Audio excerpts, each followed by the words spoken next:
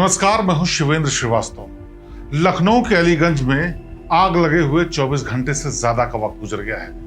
आग ठंडी हो चुकी है, मरने वाले लोगों की चिताएं भी ठंडी हो चुकी हैं, लेकिन वो सवाल जो अभी भी जिंदा है, जो अभी भी सुलग रहे हैं, वो चीख चीख कर पूछ रहे हैं कि आखिरकार हुआ क्या था, आखिरकार आगे क्या होगा और आगे ऐसा ना हो उसके लिए आखिर क्या किया जा रहा है। तो आज हम इन्हीं सवालों के जवाब तलाशेंगे कि आखिरकार ये घटना हुई क्यों और इस घटना के होने के बाद क्या हो रहा है और ऐसा ना हो उसके लिए क्या किया जाना चाहिए। हालांकि क्या किया जाना चाहिए इसकी बात कई बार उठती है, लेकिन नतीजा वही होता है। घटना होती है, उसकी रिपोर्टिंग होती है, जांच होती है, टीमें गठित होती हैं, थोड़े दिनों तक हो हल्ला मचता है, फिर सब शांत हो जाता है। लेकिन बार बार की ये कोशिश शायद किसी दिन रंग लाए और ऐसी घटनाओं पे रोक लग सके, थम सके ऐसी घटनाएं, ऐसी मौतें ना हो। इसीलिए हम उनके जवाब भी तलाशना जारी रखते हैं। तो आइए सबसे पहले समझते हैं कि आखिरकार हुआ क्या था। ये कोचिंग सेंटर अलीगंज के उस इलाके में है जहां रिहायशी इलाका है। यहाँ पर कॉमर्शियल एक्टिविटी की इजाजत नहीं है, अगर होती है तो वो भी अवैध है। इस तरह का निर्माण जो इस कोचिंग सेंटर या इस बिल्डिंग का था वो भी अवैध है, क्योंकि उसके लिए विशेष परमिशन एलडीए से, नगर निगम से और दूसरी एजेंसी से लेनी पड़ती है। लेकिन यह यूं कहिए कि जो लोगों का नेक्सस है, जो अवैध कंस्ट्रक्शन और ऐसे लोगों का, अधिकारियों का नेक्सस है, उसने अपना काम दिखाया और रिहायशी इलाके के बीच में ये 4 मंजिल की इमारत खड़ी हो गई। न सिर्फ खड़ी हो गई बल्कि मशरूम की तरह इसमें ऑफिसेज भी खुल गए। बाहर निकलने का कोई रास्ता नहीं, ऊपर जाने का कोई रास्ता नहीं, और इन सब के बावजूद इनसे पूछने वाला भी कोई नहीं।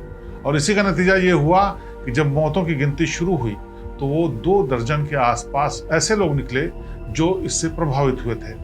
15 लोगों की मौत हो गई और ये सब वो बच्चे थे जो सपने लेकर के एनिमेशन सेंटर में सीख रहे थे कि शायद वो अपने भविष्य को उजाला कर सके। लेकिन उनकी जिंदगी में ऐसा अंधेरा आया कि न सिर्फ उन खुद की मौत हो गई बल्कि उनके परिवार के भी उम्मीद के दिए बुझ गए। तो आखिरकार वजह क्या थी? ये एक बिल्डिंग ऐसी है जो बाहर शीशे से कवर्ड थी, गेट एक ही था जिसके भीतर जाने का रास्ता था और गेट के एंट्री पर ही तमाम एसी के डक्ट लगे हुए थे। सीढ़ियों से ऊपर जाने का रास्ता था और ये सीढ़ियां छत पर निकलती थी। लेकिन इत्तेफाक देखिए, लापरवाही देखिए, और ये इस जो त्रासदी थी उसके होने की नियति देखिए कि छत का ताला बंद था। जब आग लगी तो नीचे के फ्लोर से धुआं उठना शुरू हुआ और जानकारों के मुताबिक जब आग लगती है उसका धुआं सबसे ज्यादा खतरनाक होता है। आग से जलने से ज्यादा लोगों की मौतें नहीं होती जितनी मौतें होती इस धुएं में दम घुटने से। मेडिकल रिपोर्ट में भी यही आया है कि मरने वाले ज्यादातर धुएं में दम घुटने से उनकी मौत हो गई। और धुआं जब भरना शुरू हुआ तो अफरा तफरी में लोगों को रास्ता भी दिखाई नहीं दे रहा था, क्योंकि नीचे जाने का जो रास्ता था एक ही था, ऊपर जाने का कोई रास्ता नहीं था।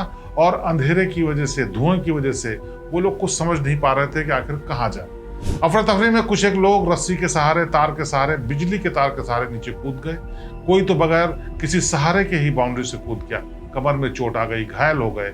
लेकिन कुछ ऐसे बदनसीब भी थे जो किसी भी सूरत में नहीं निकल पाए।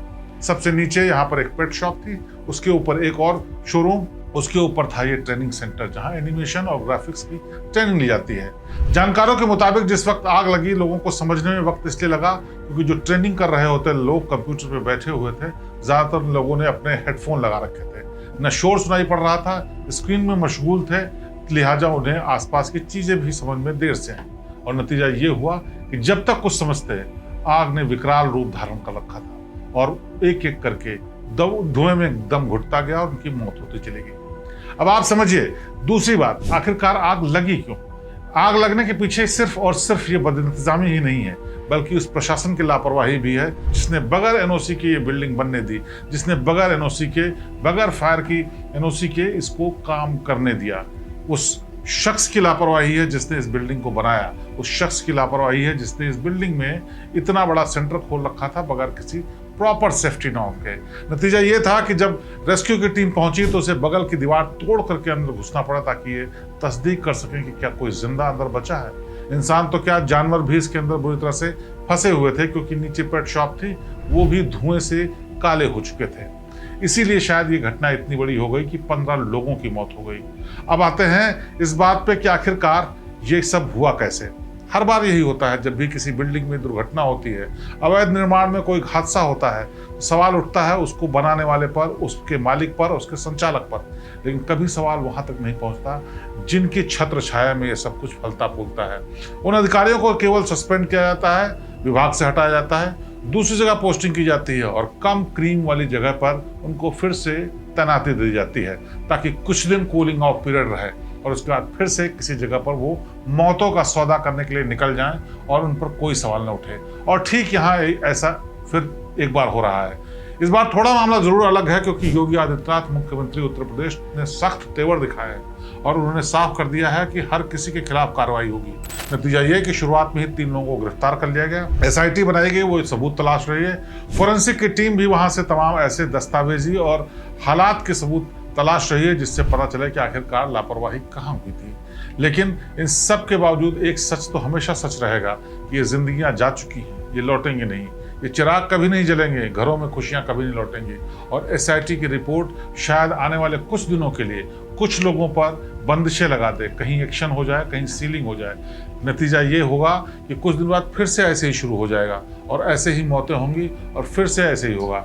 उम्मीद हम ये करते हैं कि शायद योगी आदित्यनाथ की सरकार, उत्तर प्रदेश सरकार कुछ ऐसा सख्त निर्णय ले, सख्त रास्ता निकाले जिससे कि इस पर पूरी तरह से लगाम लग सके, क्योंकि लखनऊ में केवल एक ही जगह नहीं बल्कि हर जगह लगभग अवैध निर्माण भी है। इस तरह से मशरूम की तरह खुले हुए दफ्तर भी हैं। लापरवाही और अवैध निर्माण के ऐसे ऐसे नमूने हैं कि शायद कभी हादसा हो जाए तो इससे बड़ी त्रासदी हो जाए, लेकिन आगे क्या होगा ये तो वक्त बताएगा। फिलहाल सारे के सारे लोग इसके तलाश रहे हैं जवाब, और किसी के पास जवाब इस बात का नहीं कि आखिरकार एक्शन क्यों आखिर उन्हीं लोगों पर होता है जो सामने दोषी दिखते हैं, जो साल दर साल दशकों से चली आ रही वो परंपरा है, जो अवैध बिल्डिंगों को बनाने के लिए पूरा नेक्सस और नेटवर्क काम करता है, उस पर एक्शन क्यों नहीं होता? क्योंकि जब तक उस पर एक्शन नहीं हुआ तब तक ऐसे कोचिंग, ऐसे संस्थान, ऐसी बिल्डिंगें, ऐसे हादसे, ऐसी त्रासदी होती रहेगी और हम हर बार यही बात करेंगे कि कब रुकेगा ये सब। बहरहाल ये खबर बेहद दर्दनाक है, बेहद तकलीफदेह है और ज़्यादा परेशान करने वाली है, इसलिए इस पर हमारी नज़र बनी रहेगी और हर अपडेट पर हम आपको अपडेट देते रहेंगे। हमारे साथ जुड़े रहिए। नमस्कार।